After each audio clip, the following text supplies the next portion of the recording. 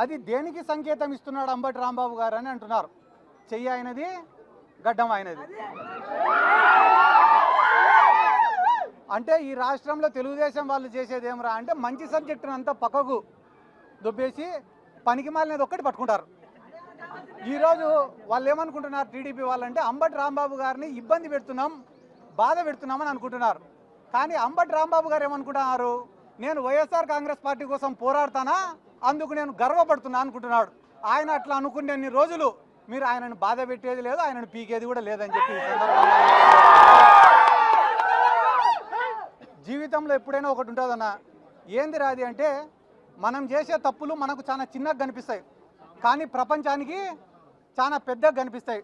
అదే రకంగా మనం చేసే మంచి మనకు చాలా పెద్దగా కనిపిస్తుంది, కానీ ప్రపంచానికి చాలా చిన్నగా కనిపిస్తుంది. ఈరోజు కూటమి ప్రభుత్వం యొక్క పరిస్థితి ఏమరా అంటే పొద్దున్న నుంచి రాత్రి వరకు చేసేటివన్నీ కూడా తప్పులే, అయినా కూడా వాళ్ళ కళ్ళకు అవి కనపడ్డంలే. తిరుమల లడ్డు విషయమే దీనికి ఉదాహరణ. వాళ్ళ దృష్టిలో తిరుమల లడ్డు అనేది చాలా చిన్న విషయం, కానీ అది చిన్న విషయం కాదన్నా. పోయి వీళ్ళు వెంకటేశ్వర స్వామితో పెట్టుకున్నారు, నామరూపాలు లేకుండా పోతారు అతి త్వరలో అని కూడా ఈ సందర్భంగా నేను తెలియజేస్తున్నా. మనసుతో ఆలోచించే వాళ్ళు, మనస్సాక్షితో ఆలోచించే వాళ్ళు, దైవభక్తి ఉండేవాళ్ళు, దేవుడిపైన నమ్మకం ఉన్నవాళ్ళు, జనసేన పార్టీలో కావచ్చు, తెలుగుదేశం పార్టీలో ఉండేవాళ్ళు కూడా 80% మంది ఈ లడ్డూకు సంబంధించి వాళ్ళు చేస్తున్న తప్పుడు ప్రచారాలను ఒప్పుకోవడం లే ఈరోజు. కాబట్టి అంబటి రాంబాబు గారిని ఏదో జైలుకు పంపించినంత మాత్రాన ఈ పోరాటం ఆగిపోతుంది, ఇంకా ఎవరు మాట్లాడరు అని అనుకోవడం వాళ్ళ అవివేకం. ఎందుకంటే అంబటి రాంబాబు గారికి జైలుకు పంపించిన రోజు నుంచి ఈ రోజు వరకు వైఎస్ఆర్ కాంగ్రెస్ పార్టీ మాట్లాడడం పక్కన పెట్టండి, మా మౌనిక గారే అద్భుతంగా మాట్లాడుతున్నారు, అనర్గళంగా మాట్లాడుతున్నారు, ధైర్యంగా మాట్లాడుతున్నారు. జరిగిన దాడి గురించి, జరిగిన అన్యాయం గురించి రాష్ట్ర ప్రజలకు స్పష్టంగా వివరించినారు మౌనిక గారు. నిజంగానే మీకు కూడా మా ప్రత్యేక అభినందనలు కూడా తెలియజేస్తున్నాక. ఎందుకంటే కానీ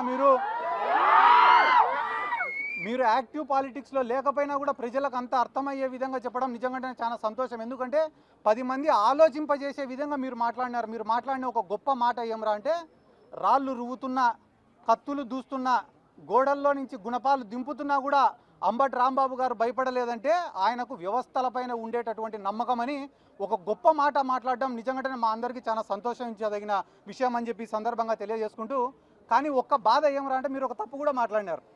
ఏం మాట్లాడినారు ఆ తప్పు అంటే పవన్ కళ్యాణ్ ఇప్పటి వరకు స్పందించలే అని చెప్పి మాట్లాడినారు మీరు. జనసేన కార్యకర్తలను టీడీపీ వాళ్ళు ఎంటబడి కుక్కల్ని కొట్టినట్టు కొడితే కూడా ఆయన స్పందించలేక,